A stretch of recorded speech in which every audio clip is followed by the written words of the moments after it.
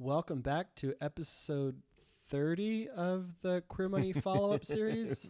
Yeah. Sounds like that's a question. Is Well, it really episode I wasn't 30? sure because you took the screen away and I didn't have it memorized. So we're going to talk about dating as a gay couple or dating as a gay person to hopefully become a gay couple, I guess, at some point. Because on episode 30 of the Queer Money podcast, we talked about why your last date took your last dollar and how to get it back. So our question to you is, what is the most expensive or what is the most you've spent on a first date?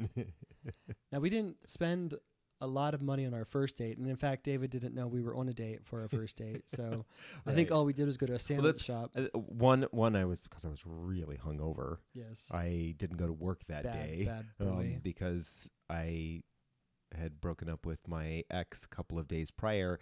That's why I didn't know it was a date, because we were just supposed to meet for lunch. I had another strategy going Yeah, on. I know you did. Ulterior motives there, mister. Anyway, this is not about that particular incident. No. So subscribe to this YouTube channel, please. Do us a solid, and then set notifications on this YouTube channel so you can join in on the discussion. So on episode 30 of the Queer Money podcast, we talked with attorney and author Dave Johnson. He had just recently published the book, Looking: Technology's Impact on Modern Relationships. And we talked with Justin Simons, who is a chief social strategist and influencer marketing at Evolve. And he's a social media manager and all that, especially in the personal finance space. And we talked about what it's like to date and why is it so expensive, especially for LGBTQ people and especially as time goes on, because dating is way more expensive these days than it was way back in our grandparents' day. Does it have to be? It doesn't have to be. But I think we've all said we have these like lofty expectations and we think like everything needs to be like a beyond date. Like, so for example, one of the most shocking talking points in this particular episode was something that David and I weren't aware of, but at this particular time in 2016, online dating was just becoming okay, right? It was about the time when people stopped making fun of those who met online and started dating online, because at one time that was an embarrassing thing. It was becoming more normalized and okay, so people were really starting to embrace that. But then also, we had learned on this particular episode from Dave Johnson, he shared that more and more people were meeting specifically on Facebook or resuming friendships that would turn into relationships on Facebook.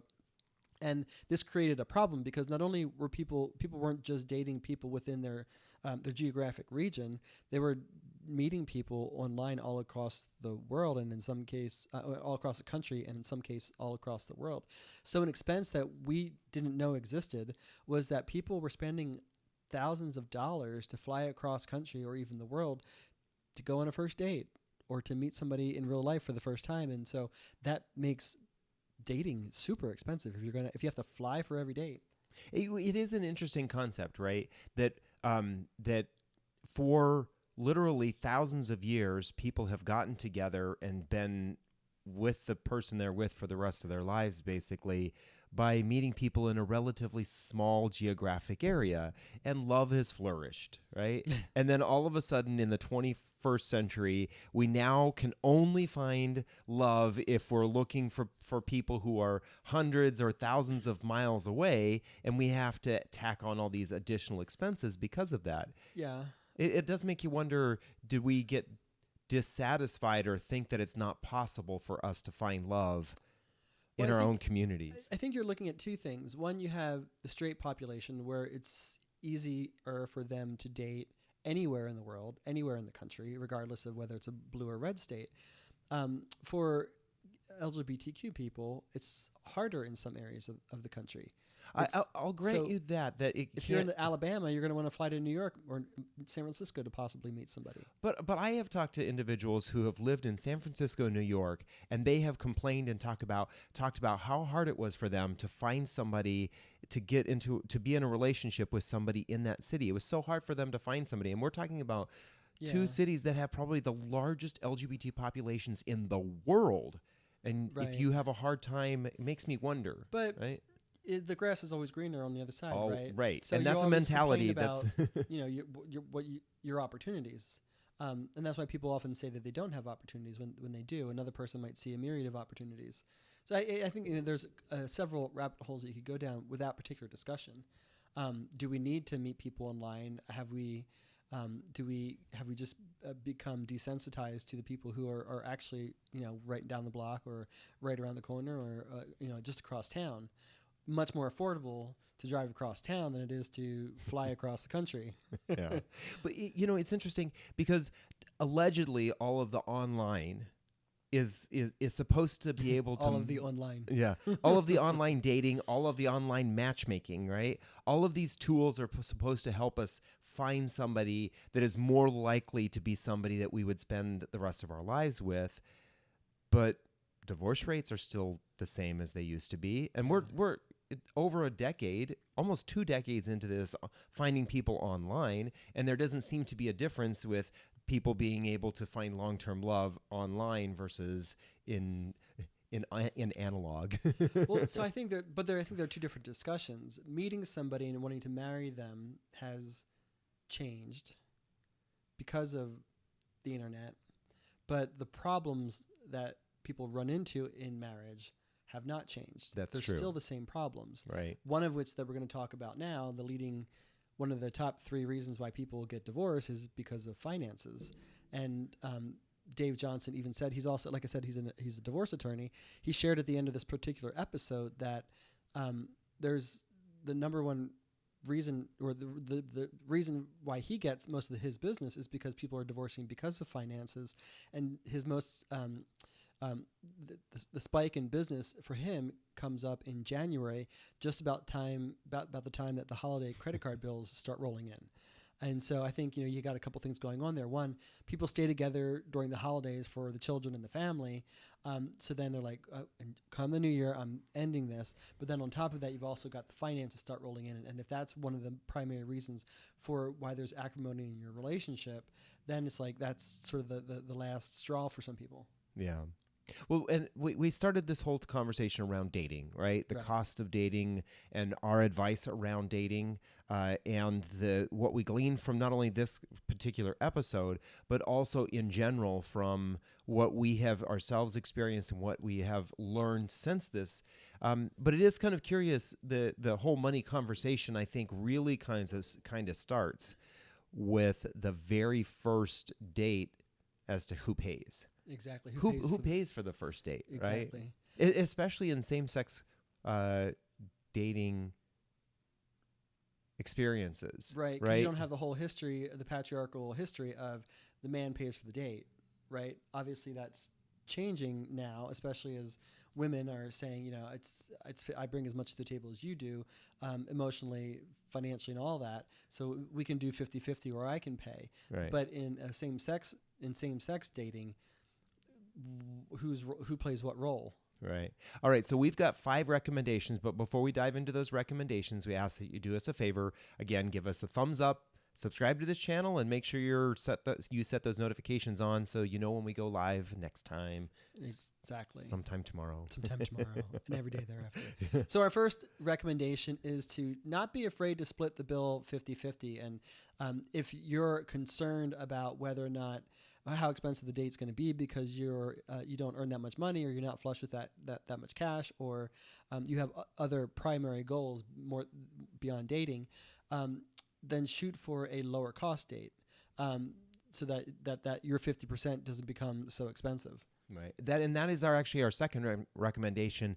Those initial first couple of dates, keep them as low cost dates. There's no reason to spend a bunch of money trying to impress somebody who it may not work out with, right? Yeah. And if you stick to lower cost dates at the beginning, then maybe you can pull that money towards more expensive dates later on when you actually have invested some time with this person. It's kind of like a metaphor of just sticking the tip in at first. Oh my God. Of course you right. But it's true. I mean, true. Just stick the tip in when it comes to your dating relationships, right? Just inch into getting to know this person and just inch into letting them know about your finances, right? I mean, if you just blow the wad on those first couple of dates, this person may think that you're flush with cash and you're wealthy, and then may come to go down. Right. They may have some incorrect expectations or or feelings about you, or they may say, "Oh, I found myself." They may be a gold digger, Yeah. right? And all of a found a sudden, sugar daddy. right? They found somebody who, But they did not. right, And that's when there's acrimony in the relationship because of the finances. right. So Yeah. maybe go out on your first couple dates just for one drink and just for a cup of coffee and keep it low Right. cost. Don't Yeah. go all extravaganza. Right. All right. Number 3. Number 3 is set expectations early on so that no one's disappointed. Just, let people know, like, hey, I don't really want to invest a whole lot of money into this relationship in the beginning, or I like to keep things simple in the beginning. Just set expectations of what you want out of the relationship, and make sure that money is a part of setting those expectations. Right. And when you set those expectations, one of the great ways to start off with that is say, I'm working on some financial goals. They don't have to know what those goals are, right? They don't have to know that you're maybe trying to pay, right? That you're trying to pay a debt off, that you're trying to save money for a down payment. They may ask, and you just say, well, I don't feel like discussing that right now. But say, I'm working on some financial goals. If you don't mind, I'd like to keep my costs for this date down to $25, $50, right? And I would argue that if I was on the dating scene and I went out on a date with a guy for the first time, and he said to me, I have some goals that I'm working on financially. Do you mind if we stick with dates sort of in this spending range? That actually would be very intriguing to me, because that would show to me that this is a responsible man who's got some goals. Yeah, he's forward thinking. He's got two things: someone who's responsible, someone who's goal oriented, and that's definitely something that if I didn't already have the perfect husband, I would want in a new mate. Oh, that's for next time.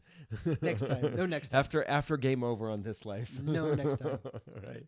All right. Number 4, as things progress, as your relationship evolves, make sure then that you move to an amicable situation when it comes to paying for things. So that may mean that when you are going out on dates or you're planning experiences, that you do that based on what both of you can afford, right? If you're flush with cash, or you have a ton of money and you want to spend a ton of money on a date, don't necessarily assume that the person you're dating can do that. Be cautious and ask them if they can, and vice versa. If you simply cannot spend a ton of money, be upfront and honest with the person that you're with, and just say, you know what, this is what my finances are like.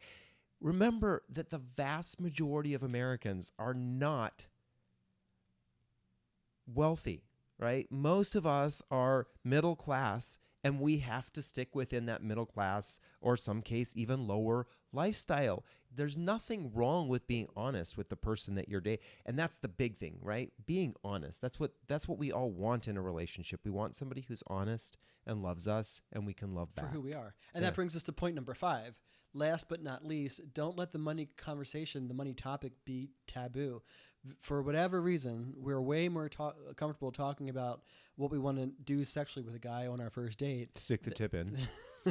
Than we are talking about money. We tie so much bullshit to our money story that it makes the topic of money taboo. And the reason why we picked this as our number 1 most important tip was because at the end of the episode, Dave Johnson said, the leading problem for why people come into my office is finances. So the sooner you can start having that conversation, the sooner you can start being open and honest with each other about your finances, the easier the money conversation is going to get over time, and the sooner it'll get.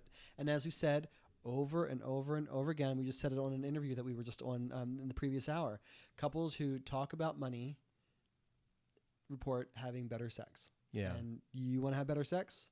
Talk about money. Exactly. So I think that the tip from this episode is stick the tip in, and that's a money tip on your first date, right? Wah, wah.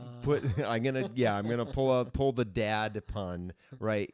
Dad joke here, but it does set the stage for you having a better relationship when you and your partner or partners are open and honest about your finances from the very beginning. No lies to try to cover up later on. So thank you for joining us for another Career Money Follow-Up. Here is your Career Money Follow-Up takeaway from this episode. Please subscribe to the Career Money Podcast at debtfreeguys.com/QM. Then let us know in the comments section or in the Career Money Facebook group, if you're a member of that, what's the most amount of money you've ever spent on a first date? Do you remember we spent, like we said, like $20, maybe $40 most on our first date. So that was Well, our first date went from You like didn't know. 11 or noon all the way until like 9 o'clock, right? So I think we had both lunch and dinner in that time period. we did. We went to that sandwich shop first for lunch, and then went back to your apartment and did some things, and then we went to Macaroni Grill. Oh, did we go? We went to Macaroni Grill. Oh, that's And right. then I remember we decided that I was going to sleep at your place, but I had nothing for myself to get ready for work the next day. So we went back to my place to get stuff. And then we went back to your place to sleep. And in that time, you played a new ATB CD you had just purchased that day or that week. So I must have been completely fucking clueless You were that this, foggy. that this wasn't a date. Now that I look at it, if we spent the whole day together, how did I not know that this was really a date? Right. So that's a topic for another follow-up. Thank you for joining us for this episode. Tomorrow, join us. We're going to talk about episode 31 of the Queer Money Podcast, horribly titled 3 Surprises, 3 Ahas, and 1 Awesome Money Quote. We're actually talking about LGBTQ finance in a broad level. It's a good topic, but the title's pretty horrible, so join us tomorrow. And then, again, please give this video a thumbs up, subscribe to this YouTube channel, and set notifications on this YouTube channel because we would love to have you be a part of this conversation. Thank you, and we will see you tomorrow.